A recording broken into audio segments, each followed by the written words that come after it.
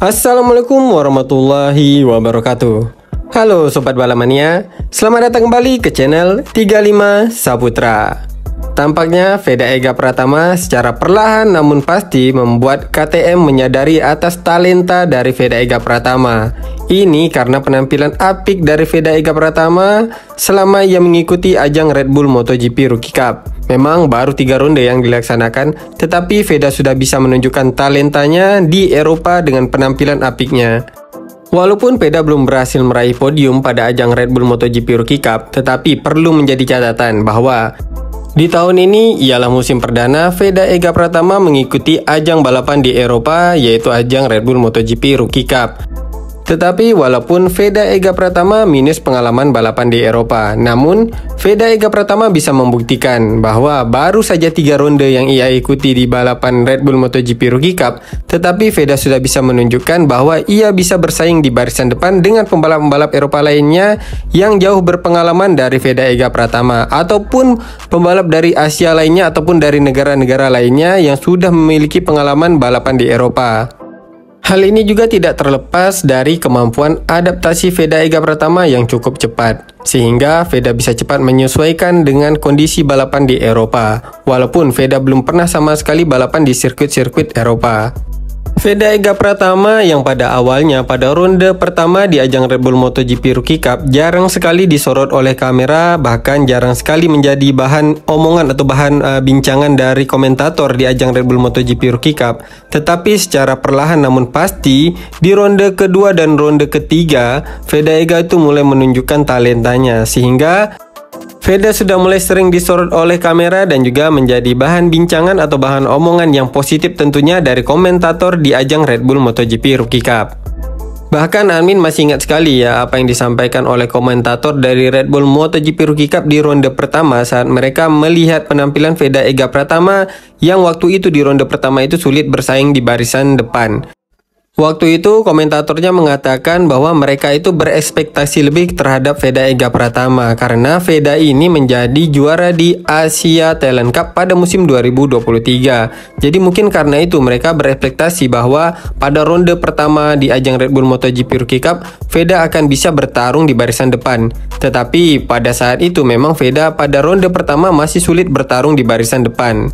Bahkan di race ke-1, ronde ke-1 Red Bull MotoGP Rookie Cup, Veda terjatuh sehingga memunculkan keraguan daripada pengamat di ajang Red Bull MotoGP Rookie Cup ini, apakah Veda Ega ini memang benar-benar memiliki mental juara.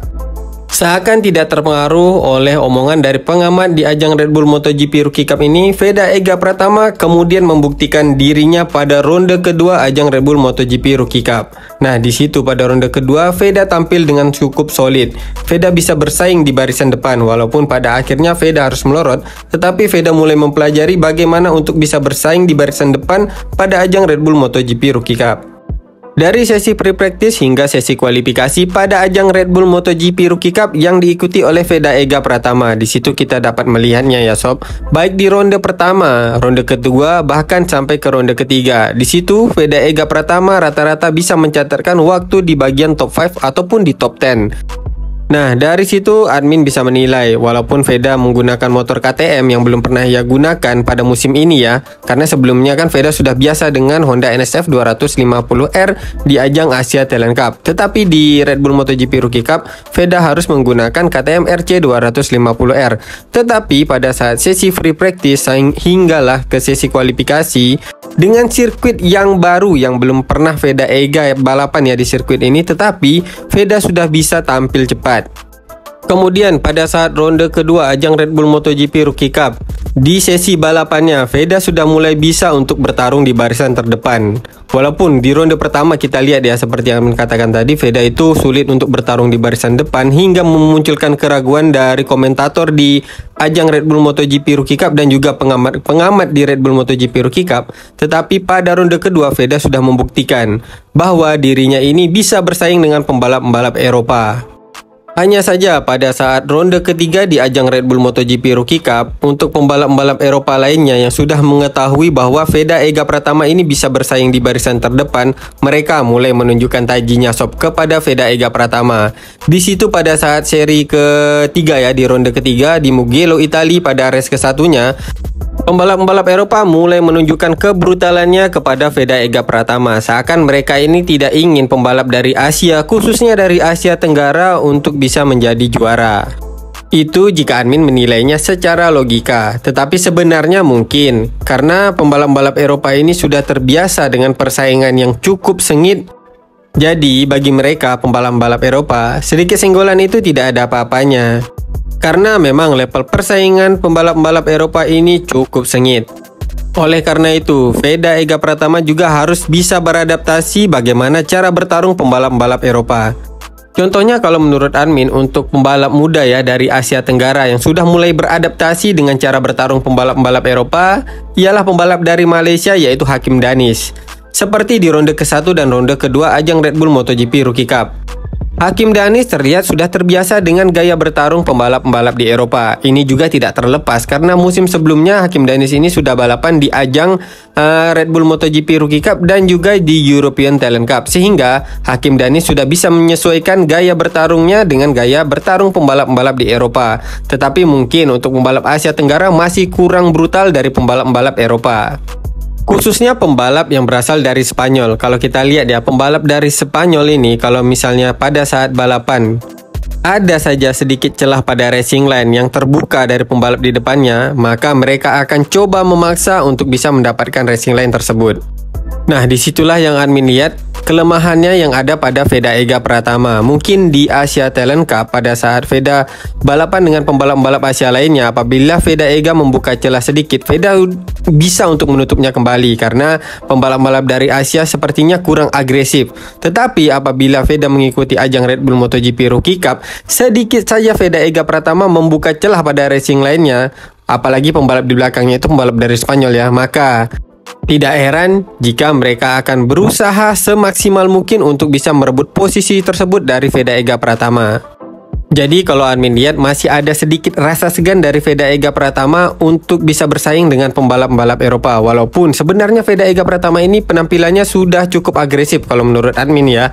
Tetapi untuk pembalap-pembalap Eropa lainnya, penampilan Veda Ega Pratama ini masih kurang agresif. Tentu saja ini akan menjadi PR bagi Veda Ega Pratama untuk menghadapi ronde selanjutnya di ajang Red Bull MotoGP Rookie Cup. Kalau secara mental Veda Ega Pratama sudah memilikinya, skill juga Veda Ega Pratama sudah memilikinya. Hanya saja menurut admin yaitu tadi, Veda Ega Pratama harus bisa lebih agresif dan brutal lagi untuk bisa menghadapi pembalap-pembalap Eropa di ronde selanjutnya pada ajang Red Bull MotoGP Rookie Cup. Apabila memang Veda Ega Pratama ingin meraih podium di musim ini pada ajang Red Bull MotoGP Rookie Cup. Seperti halnya pembalap dari Asia Tenggara lainnya yaitu dari Malaysia, Hakim Danis, yang mana Hakim Danis sudah berhasil meraih podium di ajang Red Bull MotoGP Rookie Cup pada musim ini. Perjuangan Hakim Danis yang sudah bisa meraih podium di ajang Red Bull MotoGP Rookie Cup pada musim ini sebenarnya tidak mudah juga ya sob. Tetapi dengan pengalaman dan jam terbang Hakim Danis yang sudah beberapa kali balapan di sirkuit-sirkuit Eropa, karena ia sudah mengikuti ajang balapan di Eropa yaitu di European Talent Cup dan juga Red Bull MotoGP Rookie Cup pada musim sebelumnya, maka pada musim ini kita lihat Hakim Danis ini sudah bisa bersaing di barisan depan dan meraih podium. Contohnya pada saat penampilan Hakim Danis di Le Mans Prancis di Red Bull MotoGP Rookie Cup, di situ kita melihat di beberapa lap terakhir Hakim Danis ini di overtake oleh pembalap lainnya. Tetapi kemudian Hakim Danis dengan secara agresif dan brutal juga seperti pembalap-pembalap lainnya dari Eropa ya, kembali mengovertake pembalap tersebut, sehingga Hakim Danis bisa meraih podium pada saat itu. Oke sob, itulah dia pembahasan untuk video admin kali ini mengenai penampilan dari Veda Ega Pratama di 3 ronde yang sudah ia ikuti pada ajang Red Bull MotoGP Rookie Cup. Jadi admin di sini bisa memberikan kesimpulan untuk penampilan dari Veda Ega Pratama, yang mana admin bisa menyimpulkan bahwa dari segi kecepatan Veda Ega Pratama ini sudah memiliki kecepatan yang bisa bersaing dengan pembalap-pembalap lainnya di Eropa atau pembalap-pembalap Eropa ya, yang sudah memiliki pengalaman dan jam terbang yang cukup tinggi jauh dari Veda Ega Pratama. Tetapi untuk bisa meraih podium pada ajang Red Bull MotoGP Rookie Cup, Veda Ega Pratama harus bisa lebih agresif dan lebih brutal lagi daripada pembalap-pembalap Eropa. Karena tidak boleh ada celah sedikit pun dari Veda Ega Pratama di setiap racing lainnya pada setiap race yang ia ikuti di ajang Red Bull MotoGP Rookie Cup. Apabila ada sedikit celah saja, maka hal tersebut akan menjadi peluang bagi pembalap-pembalap Eropa lainnya. Memang karakteristik orang-orang dari Asia Tenggara dan khususnya dari negara Indonesia terkenal dengan pribadi yang ramah-ramah. Tetapi kali ini untuk Veda Ega Pratama saat ia berada di dalam lintasan, karakteristik tersebut harus ia hapus sementara. Karena untuk bisa bersaing dengan pembalap-pembalap Eropa, Veda harus bisa tampil lebih brutal lagi dan juga lebih agresif lagi.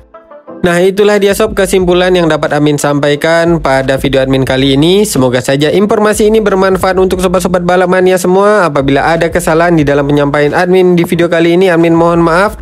Akhir kata admin ucapkan assalamualaikum warahmatullahi wabarakatuh. Salam balap mania.